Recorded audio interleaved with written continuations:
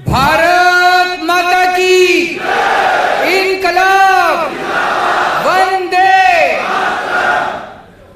आज इतनी भारी संख्या में आप सब लोग यहाँ पे पधारे, पूरा हॉल खचाखच भरा हुआ है और बहुत सारे लोग बाहर भी खड़े हुए हैं।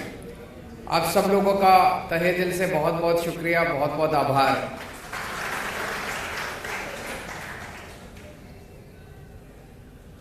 मैं आप लोगों से पूछना चाहता हूं कि 27 साल से तो भाजपा है यहाँ पे, उसके पहले कांग्रेस थी। कभी किसी भी पार्टी ने चुनाव के पहले, चुनाव के बाद, सरकार ने कभी आपसे ऐसे आमने सामने बातचीत करी आपकी समस्याएं जानने के? धमकाते हैं बस, कभी आज तक बातचीत नहीं करी। ये पहली बार हो रहा है। पिछले 6 महीने से मैं गुजरात आ रहा हूं। आज हम टेक्सटाइल के ओनर्स के साथ, कर्मचारियों के साथ बात कर रहे हैं। कई सारे पेरेंट्स आए हुए हैं, उनसे बात कर रहे हैं। हमने अलग अलग मुद्दों पे गुजरात के अलग अलग हिस्सों में जाके जनता के साथ बातचीत करी, उनकी समस्याएं समझने की कोशिश करी कि क्या समस्या है, तभी तो समाधान निकलेगा।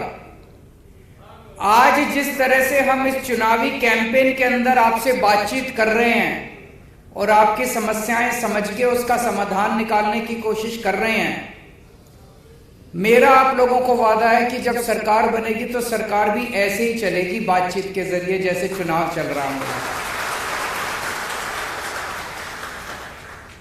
जैसे चुनाव के दौरान आपसे बातचीत कर रहे हैं, वैसे ही चुनाव के बाद, सरकार बनने के बाद आपसे बातचीत करेंगे और आपकी समस्याओं का समाधान निकालेंगे।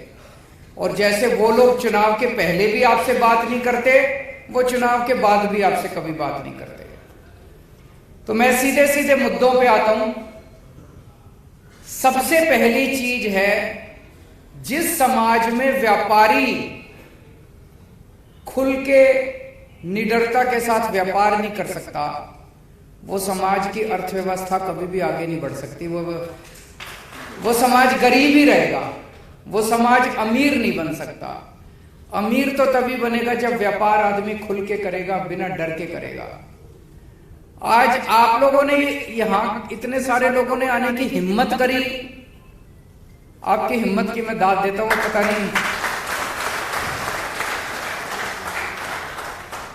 पता नहीं कितने आप में से कितने लोगों के नोटिस वोटिस आ जाएं, रेड वेड हो जाए, है कि नहीं है? ऐसा डर का माहौल पैदा कर रखा है इन्होंने, ऐसा डर का माहौल पैदा कर रखा है। मैं एक छोटा सा उदाहरण देता हूं। कल हमारा एक कार्यकर्ता नीचे सड़क के ऊपर रेडी पे कुछ खाने के लिए गया, उसको भूख लगी थी। तो रेडी पे खाते खाते उसने पूछा, किसको वोट दोगे भैया? बोले भाजपा। फिर बैठ गया वो, वहां पे स्टूल पड़ा था, स्टूल पे बैठ के खाने लगा, बातचीत होने लगी। थोड़ी देर बाद रेडी वाला कहता है कि सर हमारी पूरी गली झाड़ू को वोट दे रही है, मैं भी झाड़ू को वोट दे रहा हूं। सो उसने पूछा, भाई भाजपा क्यों बोला? बोला सर आप शक्ल से भाजपा वाले लग रहे थे, मैंने सोचा मारोगे मेरे को। बताओ, एक आम आदमी गुजरात के अंदर ये नहीं बता सकता कि मैं इसको वोट दे रहा हूं कि उसको वोट दे रहा हूं। क्या डर का माहौल है गुजरात के अंदर। गलत तो नहीं कह रहा जी? मैं तो अब ये कह रहा हूं कि सड़क पे ये जो सर्वे करने वाली कंपनियां आ रही हैं पूछने लोगों से, जितने भाजपा बोल रहे हैं वो वोट झाड़ू को देने वाले हैं। और देख लेना, कुछ चमत्कार ही होने वाला है इस बार, परिवर्तन। तो सबसे पहले तो आपका डर खत्म करूंगा मैं। हमारी सरकार बनेगी, निडरता से काम करना, किसी से डरने की जरूरत ही नहीं है। किसी का कुछ छीन के खा रहे हैं क्या? अपना काम कर रहे हैं, 24 घंटे खून पसीना बहा रहे हैं, मेहनत कर रहे हैं। अभी मनोज केजरीवाल जी ने कहा 18 साल से इन्होंने अपने माँ बाप को नहीं देखा था, माँ बाप को छोड़ के और यहाँ पे काम करने आए। और उसके कितने लोग हैं जो अपना घर बार छोड़ के 24 घंटे मेहनत करते हैं कि 2 पैसे कमा जाए, और उसके बाद ये इतनी गुंडागर्दी करते हैं। इस गुंडागर्दी से सबसे पहले मुक्ति दिलाएंगे, आप खुल के काम करना।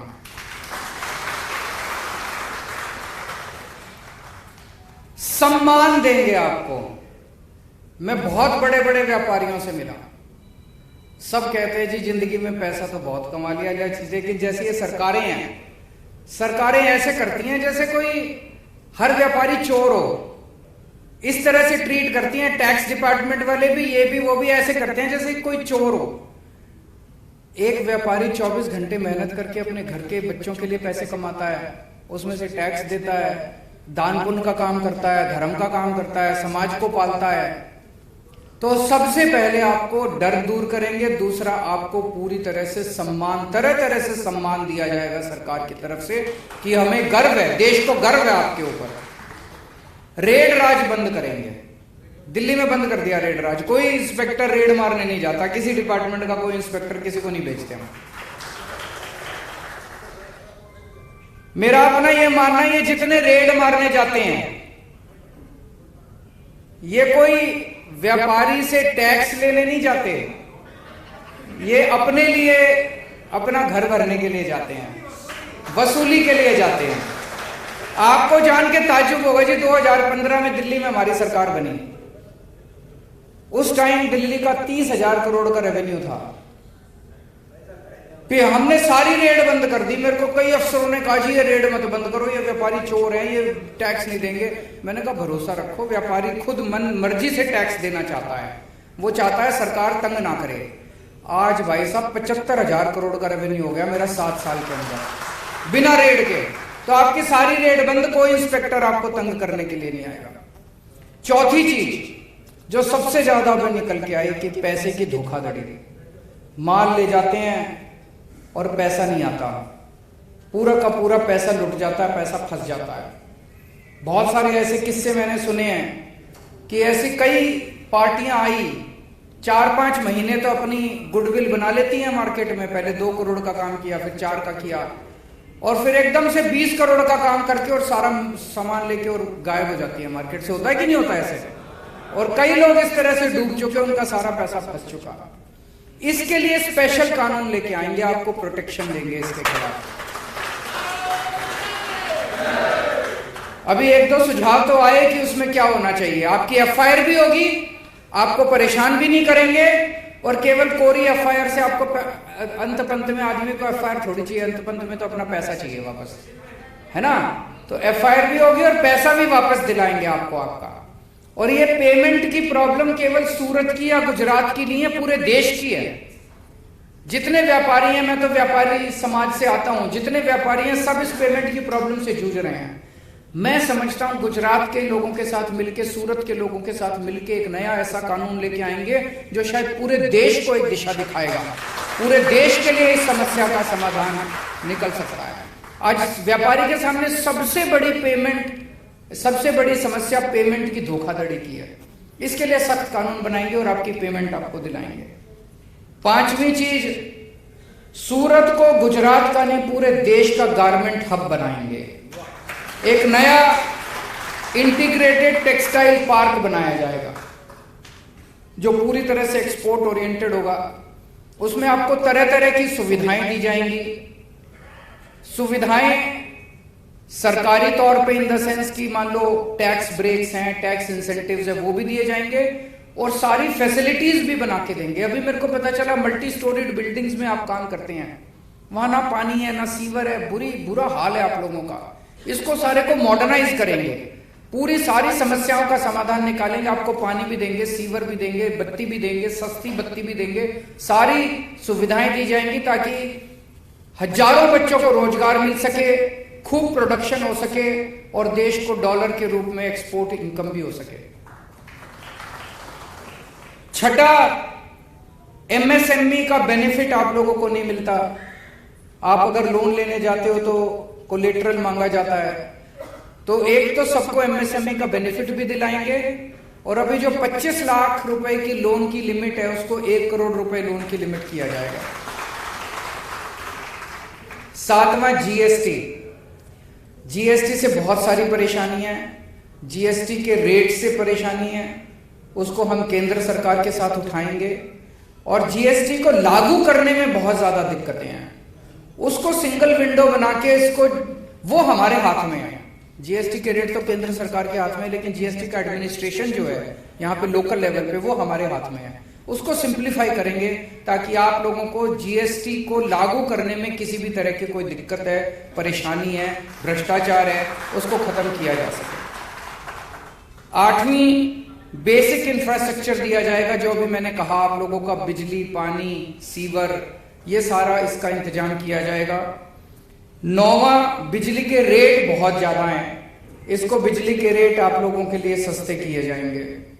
और 10वां, दिल्ली में हमने नया एक्सपेरिमेंट किया, door step delivery of services.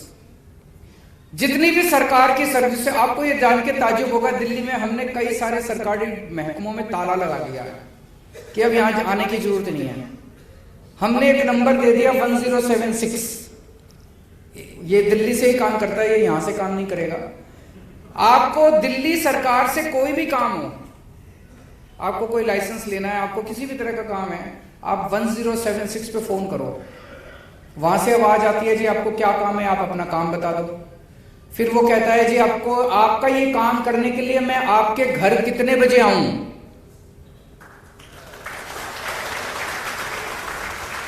आपको सरकारी डिपार्टमेंट में जाने की जरूरत नहीं है, सरकार आपके घर आके आपका काम करके जाएगी। आप अगर कहते हो जी मैं तो लेट आता हूं दफ्तर से, रात को 10 बजे आना, रात को 10 बजे दिल्ली सरकार से एक अफसर आपके घर आके आपका काम करके जाता है। किसी दलाल के चक्कर काटने की जरूरत नहीं, किसी को रिश्वत देने की जरूरत नहीं, दफ्तर से छुट्टी लेने की जरूरत नहीं, सब कुछ ऑनलाइन है। और जो ऑनलाइन ना कर सके उसके door step delivery of services है। इसको गुजरात में भी लागू करेंगे। आपको किसी दफ्तर में जाने की जरूरत नहीं है, किसी को पैसे देने की जरूरत नहीं है, किसी दफ्तर के चक्कर काटने की जरूरत नहीं है। अपना काम करो, फलो फूलो, यही हम चाहते हैं। आप फलोगे तो देश तरक्की करेगा, और आप अपना धंधा छोड़ के सरकारी दफ्तरों के चक्कर काटोगे तो देश भी कैसे तरक्की करेगा। ये सरकारी दफ्तरों को भूल जाना, एक बार हमारी सरकार बनेगी, आप चिंता मत करना, सरकारी दफ्तरों को हम संभाल लेंगे, आप अपना धंधा संभालना। अब 2 बातें और आई। एक तो सुराना साहब ने फीस की बात करी और उनके साथ कई सारे पेरेंट्स आए हैं। आपकी बात बिल्कुल सही है सुराना साहब, सारे स्कूल खराब नहीं है प्राइवेट, लेकिन अधिकांश स्कूलों ने गुंडागर्दी मचा रखी है, बहुत ज्यादा गुंडागर्दी मचा रखी है। कानून के मुताबिक कोई भी स्कूल, जितने स्कूल होते हैं ना, ये कानून के मुताबिक चैरिटेबल ट्रस्ट होते हैं, ये उससे कमाई नहीं कर सकते। कोई भी स्कूल आपकी फीस से कमाई नहीं कर सकता, प्रॉफिट नहीं कमा सकता। हमने दिल्ली में, हमारी सरकार बनी, हमने दिल्ली के सारे स्कूलों का ऑडिट करवाया, फाइनेंशियल ऑडिट। और आपके जान के ताज्जुब होगा, नाम लेना तो ठीक नहीं है, लेकिन अपने मन में सोच लेना, देश के जितने बड़े से बड़े नामी गिरामी स्कूल हैं, किसी के पास 40 करोड़ की एफडी, किसी के पास 60 करोड़ की एफडी, पैसे कमा एफडी करा करा के बैठे हैं, उससे इंटरेस्ट पे इंटरेस्ट कमाए जा रहे हैं, और आपके बच्चों की फीस पे फीस बढ़ाए जा रहे हैं।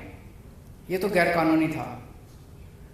आपको यह भी जान के ताज्जुब होगा, हमारी सरकार जब ऑडिट खत्म हो गया, कई स्कूलों से हमने एफडी तुड़वाई और बच्चों की कई कई सालों की फीस वापस करवाई। ये कोई चमत्कार से कम नहीं था। आज तक इतने बड़े बड़े स्कूल, आप मन में जो भी स्कूल सोच सकते हो सोच लो, उन स्कूलों ने अपने बच्चों की पेरेंट्स के अकाउंट में पैसे वापस करे हैं। ऐसा हुआ इस देश के अंदर, नहीं तो कौन स्कूल वापस करता है पैसे। कभी लाइब्रेरी फीस, कभी डेवलपमेंट फीस, कभी पिकनिक फीस, कभी ढिमका फलाना ढिमका फीस पे फीस लेते रहते हैं ये लोग।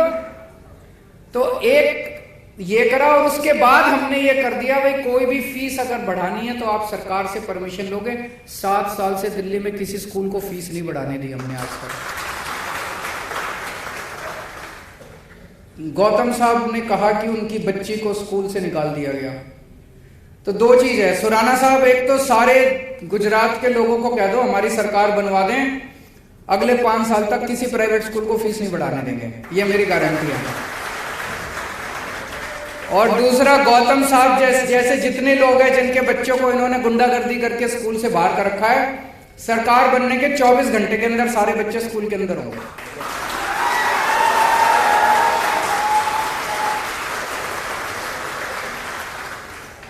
एक आपका नाम याद नहीं है, पीछे से सरदार जी बैठे हैं, करण भाटिया साहब ने बहुत अच्छी बात उठाई। ये इस देश के युवा का दर्द है। इस देश, आप तो किस्मत वाले हैं, आपके पिताजी के पास पैसे थे, आप 30-40 लाख रुपए देके कनाडा से पढ़ाए। लेकिन इस देश की अधिकांश युवा जो है वो बेबस हैं, लाचार हैं। उनके पिताजी के पास पैसे भी नहीं है, वो तो कनाडा भी नहीं जा सकते। लेकिन उनके भी सपनों को पर लगाने का काम सरकार का है, उनके भी सपने पूरे करने का काम हमारा है। दिल्ली के अंदर हमने एजुकेशन सिस्टम बहुत शानदार किया। ऐसा नहीं कि सब कुछ अचीव कर लिया, अभी बहुत कुछ अचीव करना बाकी है। लेकिन हमें ऐसी शिक्षा व्यवस्था इस देश के अंदर तैयार करनी है कि हमारे बच्चों को कनाडा, अमेरिका और वो अभी वो जो देश है जहां वॉर चल रहा है, यूक्रेन में बताओ, मेडिकल करने के लिए, मेडिकल की पढ़ाई करने के लिए यूक्रेन जा रहे हैं हमारे देश, हमारे बच्चे। हमारा देश कितना बड़ा देश है, कितना तरक्की कर चुका, और हमारे पास मेडिकल कॉलेजेस नहीं है। तो हम ऐसी शिक्षा व्यवस्था लेके आएंगे इस देश के अंदर, और दिल्ली के अंदर करके दिखा दिया। दिल्ली के अंदर सबके लिए एजुकेशन फ्री कर दिया हमने, सब अमीर हो या गरीब हो, सबकी एजुकेशन फ्री है। और शानदार एजुकेशन कर दी, शानदार स्कूल बना दिए, सरकारी स्कूल शानदार बना दिए। बच्चे प्राइवेट स्कूलों से अपना नाम कटा कटा के सरकारी स्कूल में भर्ती हो रहे हैं। तो एजुकेशन सिस्टम अच्छा करना है, कॉलेजेस अच्छे बनाने हैं, अच्छे शानदार कॉलेजेस बनाने हैं, और ऐसी व्यवस्था करनी है कि हमारे बच्चे कनाडा जाने के बजाय कनाडा के बच्चे अब इंडिया आने लगे पढ़ने के लिए। अपने बच्चों के लिए रोजगार का इंतजाम करना है। हो सकता है, बिल्कुल हो सकता है। दिल्ली के अंदर हम 11वीं क्लास से बच्चों को बिजनेस करना सिखाते हैं। हमने बच्चों के अंदर कूट कूट के भर दिया 8वीं 9वीं 10वीं 11वीं 12वीं में कि मैं बड़ा होकर नौकरी मांगने वाला नहीं बनूंगा, नौकरी देने वाला बनूंगा। तो वो बच्चे, उनको हम सारी चीजें, सारी पढ़ाई कराते हैं, उनको नए नए आइडियाज देते हैं कि कैसे मेरे को बिजनेस करना है। 9वीं 10वीं क्लास से उसको ये सोचने के लिए मजबूर करते हैं कि मैं बड़ा होकर क्या बिजनेस करूंगा। और अगर सारे बिजनेस करने लगेंगे तो एक एक बच्चा बड़ा होकर 3-3 4-4 लोगों को तो नौकरी देगा। तो हमें इस किस्म का माहौल तैयार करना है। लेकिन इस किस्म का माहौल तैयार करने के लिए पहले अपने जितने लोगों को हम चुनते हैं, आज मैं गोपाल इटालिया जी से बात कर रहा था, वो बता रहे थे भाई पहले मंत्री तो पढ़े लिखे हों तभी तो।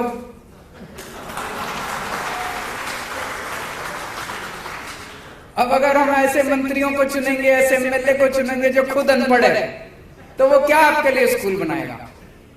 इनसे मैं बात कर रहा था, एक इनके पास लड़का आया गोपाल के पास, उसने आके इनका हाथ पकड़ लिया, कहता भैया आपको वोट दूंगा। तो उसने कहा क्यों, इतना क्यों वो हो रहे हो। तो उसने कहा जी ये जो अपना एमएलए है लोकल, इसके पास एक बारी मैं काम कराने गया, 2 घंटे बिठाया उसने। मैंने पूछा क्यों बिठाया, कहता ये तू लेके आया, ये इंग्लिश में है, मेरा इंग्लिश पढ़ने वाला जब आएगा तब।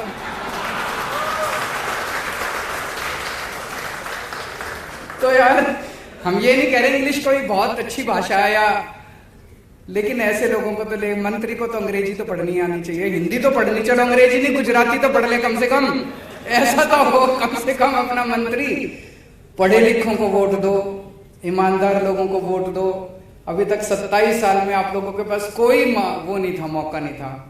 पहली बार ऊपर वाले की कोई कृपा हो रही है कि ऐसा जबरदस्त माहौल बन गया। सारे लोग मिलके इस बार बदलाव करो, नई सरकार लेके आओ, मिलके तरक्की करेंगे। बहुत बहुत शुक्रिया।